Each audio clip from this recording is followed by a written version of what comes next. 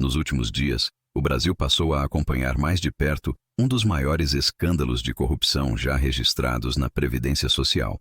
O que começou como uma denúncia sobre descontos indevidos em benefícios do INSS se transformou em uma investigação que pode ultrapassar 60 bilhões de reais em fraudes, envolvendo empréstimos consignados realizados sem autorização dos beneficiários.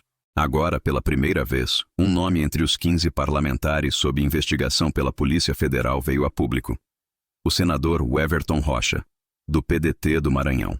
Essa informação foi revelada pela emissora Jovem Pan e marca uma virada importante nas investigações, que até então vinham mantendo sigilo sobre os envolvidos com foro privilegiado.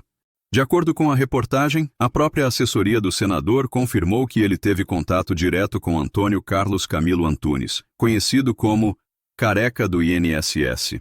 Este último é apontado pela Polícia Federal como peça central no esquema de desvios dentro da autarquia. O escândalo envolve uma teia complexa de fraudes, que começou com associações e sindicatos cobrando descontos indevidos diretamente nos contra-cheques de aposentados e pensionistas, sem autorização prévia. O montante já confirmado de prejuízo ultrapassa 6 bilhões de reais. Mas a investigação se aprofundou e descobriu que, além disso, há outros 60 bilhões de reais em empréstimos consignados liberados irregularmente. Em média, parlamentares citados teriam recebido entre 50 mil a 200 mil reais por mês como forma de mensalão para manter seus apadrinhados em cargos-chave do INSS.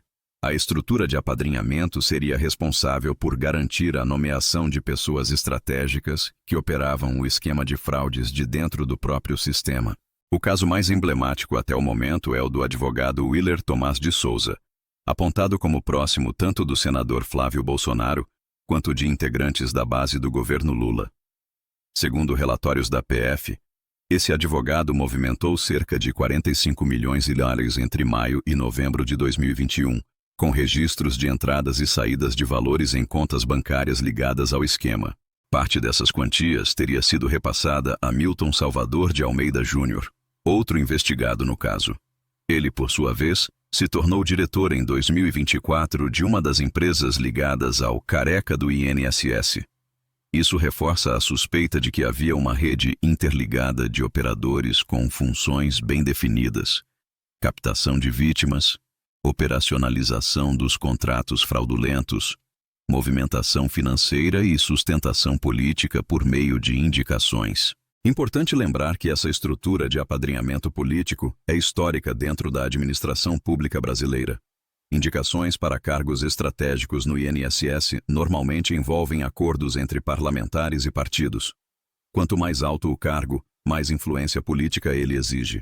O caso ganha contornos ainda mais delicados quando se observa que um dos sindicatos envolvidos nesse esquema tem, como vice-presidente, o irmão do presidente Lula. Ainda que isso não signifique automaticamente envolvimento direto do presidente, aumenta a pressão política em torno do caso e reforça a necessidade de investigação transparente. Um dado alarmante citado na investigação é que muitos empréstimos foram realizados sem que os beneficiários sequer soubessem. Pessoas idosas, vulneráveis, descobriram por acaso que seus contra-cheques estavam sendo descontados todos os meses.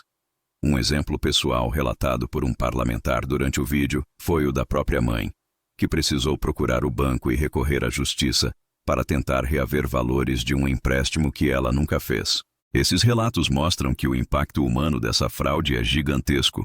Milhões de aposentados podem estar sendo explorados por um sistema que deveria protegê-los.